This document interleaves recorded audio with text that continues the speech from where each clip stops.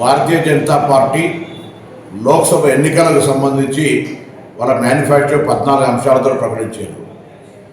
బలహీన వర్గాల ప్రధానమంత్రి అని చెప్పుకునే నరేంద్ర మోడీ గారు 14 అంశాల్లో ఒక్కటి కూడా బలహీన వర్గాలకు సంబంధించిన అంశం పెట్టకపోవడం చాలా శోచనీయం. ఇది దేశంలో ఉన్నటువంటి బలహీన వర్గాలందరూ కూడా గమనించాలని కోరుతా ఉన్నాం. దాంతోపాటుగా 10 సంవత్సరాలుగా ఉన్న వ్యక్తి మిగతా వర్గాల రిజర్వేషన్ ఇవ్వడానికి వ్యతిరేకం కాదు, కానీ బలహీన వర్గాలకు సంబంధించి ఒక్కటి కూడా సంక్షేమ కార్యక్రమం కానీ లబ్ధి కానీ జరిగే నిర్ణయం తీసుకోనటువంటి ఈ ప్రధానమంత్రి పట్ల దయచేసి బలహీన వర్గాలు ఆలోచన చేయండి.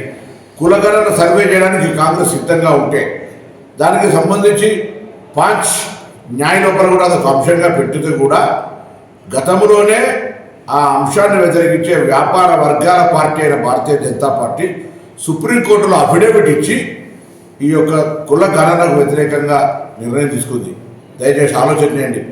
ఎంత బీసీలు ఉన్నారో, ఎంత ఎస్సీలు ఉన్నారో, ఎంత ఎస్టీలు ఉన్నారో, ఎంత మైనార్టీలు ఉన్నారో, ఎంత ధనిక వర్గాలు ఉన్నారో తెలిస్తే వాళ్ళకంత న్యాయం చేయొచ్చు అనే ఆలోచనతో ఒక సామాజిక స్ఫూర్తితో కాంగ్రెస్ వ్యవహారం చేస్తే పూర్తిగా వ్యాపార వర్గాల పార్టీగా వ్యవహరిస్తున్నటువంటి నరేంద్ర మోడీ బీజేపీ ప్రభుత్వం వాళ్ళ మేనిఫెస్టోను దయచేసి ప్రతి బీసీ చదవండి.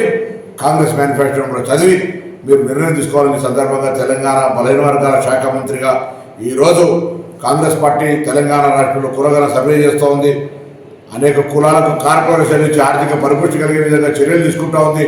భవిష్యత్తులో బలహీన వర్గాలకు న్యాయం చేసే విధంగా బిడ్డ మీ పక్షాన్ని నిల్చుంటాడు.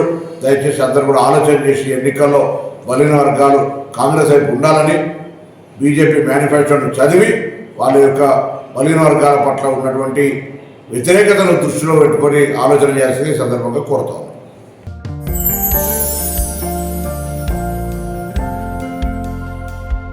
లవ్ ఈ అందమైన 4 అక్షరాల బారిన పడని మనిషి ఉండరు, మనసు ఉండదు.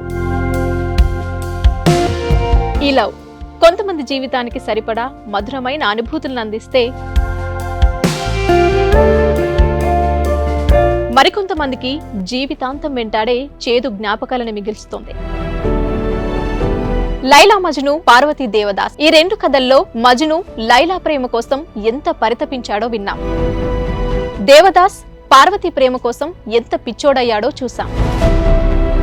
కానీ లైలా మజ్ను ప్రేమ కోసం ఎంత ఆరాటపడిందో మనం ఆలోచించలేదు. దేవదాసు దూరమయ్యాక పార్వతి పరిస్థితి ఏంటో మనం అర్థం చేసుకోలేదు. ప్రేమ నుండి పెళ్లి వరకు వెళ్ళలేకపోయినా ఎంతో మంది అమ్మాయిల బ్రేకప్ స్టోరీస్తో మీ లవ్ టుడే.